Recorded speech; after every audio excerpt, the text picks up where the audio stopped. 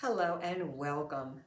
In this recording, I'd like to share with you information that comes on this piece of paper, or perhaps information that you see in the book. I like to call these recipes, and they're actually patterns, of course. But what happens sometimes is we do everything it says on here, but we're not quite sure how to read all this and how it really transfers to the loom. And sometimes what we see down here, either on this paper or perhaps in a book, does not quite show up on the loom. Hopefully in this recording I'll share with you how it all comes together so what you see in the book or on the paper actually shows up in the fabric that you're weaving.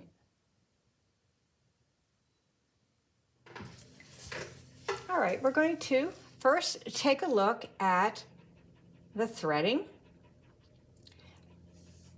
And the threading in this case is 4-3-2-1, 4-3-2-1, and then what I did is where the brown line is, I started threading a different direction. So we have zigzags. So it starts to go up and down and up and down and up and down. And if we look at the threading here, we can see it's 4, 3, 2, and 1. And then when I get to this part, it starts to go up 1, 2, 3, and 4, and then we go back down. And it ends up kind of a zigzag. The plan here is just to show you the different threadings will give you a different design. And one of the things also, when you look at this, we're going to talk about the direction. Are we following the pattern going down this way, or are we going up? Because that's going to make a difference in the direction of this line, how you treadle and how it's tied up. We just looked at the threading, and hopefully you check your threading. The next thing is, how are we going to tie up the treadles? That's what this box is all about. I've made a decision for this one. The first treadle is going to be tied up on 1 and 3. 2 is 2 and 4. And then I did little pairs. And that's how I'm going to tie up the treadles using this, because I want to get kind of a twill looking pattern once I start going a little bit farther. So that's the actual paper we're looking at. And if we kind of go down, take it all the way down here, and we're going to zoom out a little bit so we can see everything. So now we're only looking at the center one. So we're looking at the lighter one here. These are not being used right now.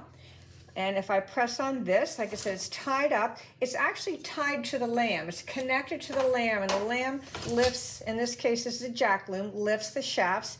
This time it's 2 and 4, and then it starts to go in pairs all the way across.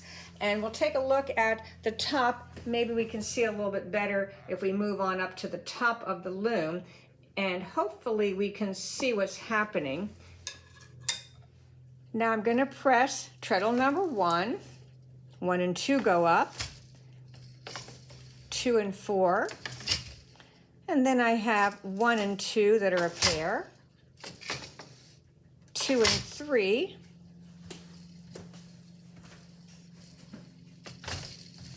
3 and 4, and then it's spread out 1 and 4. And again, if we look at what we did here, we're looking at this part here. All right, I changed the background so it matches. So right now, up here, the warp is blue, and the weft is white. So we're going to see what happens and if it matches the picture when I'm finished. A lot of times you look at drafts, you're not sure, should I read from the top down or from the bottom up? This one wants us to read from the bottom up. Now with a tabby, it's not going to make a lot of difference in what we're going to do. But they want me to start with 2. So I'm going to start with 2 and then 1. So I'm starting with treadle 2, which means 2 and 4 are up. Then I go back 1 is 1 and 3. and we keep going back and forth, and we're basically following the pattern. Now, if you notice, these two threads also are about the same. And I'm not beating too hard, because if I did, I would be covering up the blue. So what I'm saying is the thickness of the white and the blue are almost the same. Now, I notice that the white is a little bit bigger, which means it's going to maybe show up a little bit more. So sometimes the size of your yarn affects your pattern. We just finished weaving the tabby following the treadle order. That's what we were following. This is the order of the treadling. And now we're going to take a look at the treadling order down here. If you recall, we tied up 1 and 4. So we're going to start with the 6th treadle that's been tied up, and we're going to go 6, 5, 4, 3, 6, 5, 4, 3, 6, 5, 4, 3. We're going to see what happens. We're going to follow the directions this time, but I wonder what's going to happen if we go the other direction. Well, we'll see what happens, but let's do what the instructions say first. I'm going to press 6,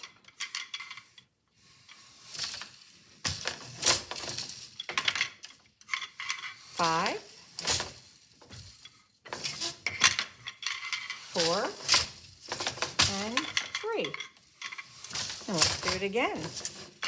6, 5, 4, 3, and let's do it again. 6, 5, 4, and 3.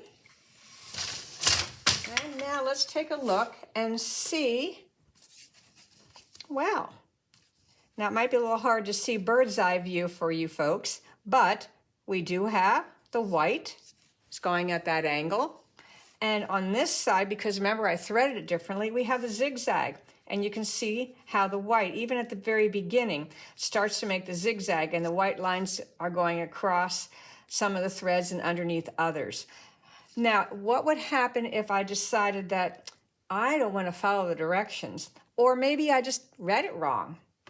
I want you to put in your mind what you think is going to happen if I start going the other direction, meaning rather than starting with 6, I'm going to start with the number 3. And just to get started, I'm just going to put a little bit of tabby in between, just so I have a little break in there. Now I'm going to do the other direction. We're going to start with 3, 4, 5, 6, again, 3, 4, 5, 6. Remember, we're lifting pairs. Well, on the one side, we're lifting pairs. And 6. Well, if you figured out it was going to zigzag the other direction, it certainly did. So now we have a slant the other way. If you're doing something that you're not concerned about the direction of that pattern, no big deal. On this one too, it goes the other way. We'll flip the whole thing over, and guess what? It'll look the opposite on the other side. Thank you for watching. If you have any questions, please feel free to email me, or you can send me a message. I do hope this has helped some of you better understand how to read drafts and drawdowns, and perhaps even try to create some on your own.